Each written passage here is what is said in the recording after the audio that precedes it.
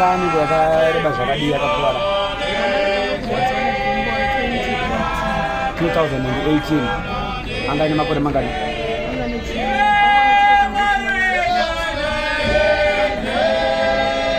Anga ine 9 years. Ine zvaane makore mangani? 12 years.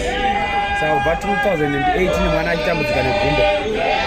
Asi nhasi paateurirwa paana matirwa naBishop Ngoni Mhanja zvii zvaitika?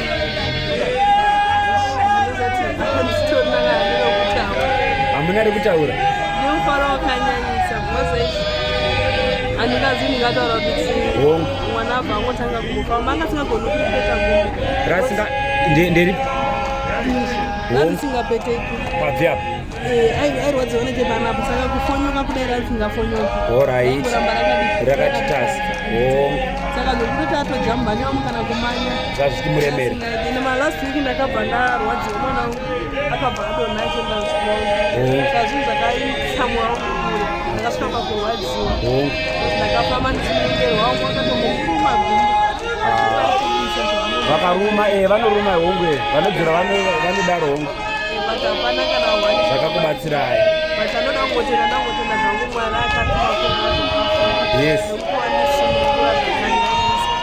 asi ndiri kundovata unotambudzika kurara kana mwana achirwara mosikuwata mbori ichokwadi hanzvadzi.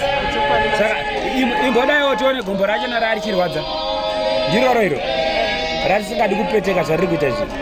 Saka ine zvauri kunzwa sei? Alright, that's very good. Zita rako ndiani zviya? Ani? Grace Bokwani surname Grace Spanda.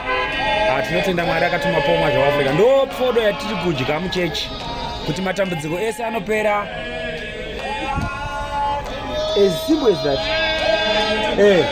Vanoiti simple gallery kakuiswa maoko wongoteurirwa kudai. Tobva zvimwe zvakadii? Ani muri kuona kuti mwana akatomborumwa mukasangana nezvakawanda.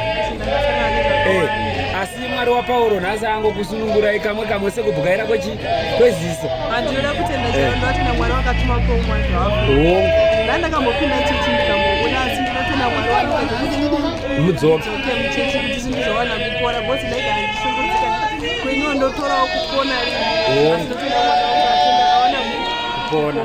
Aiwa, tinotenda aiwa ndokudya kwatinako kwakatumirwa Pauro waAfrica kuti vanhu vese vasina mari kungotenda chete wotenda zvako zvadi zvaita upenyu wotoenda zvakanaka. Aiwa, tinotenda imi mova nenguva yakanaka asi tinotenda tinonyanya kudza Mwari mozouya mubhabhatidzi zvoita zvakadii zvakanaka. Ndatenda hangu.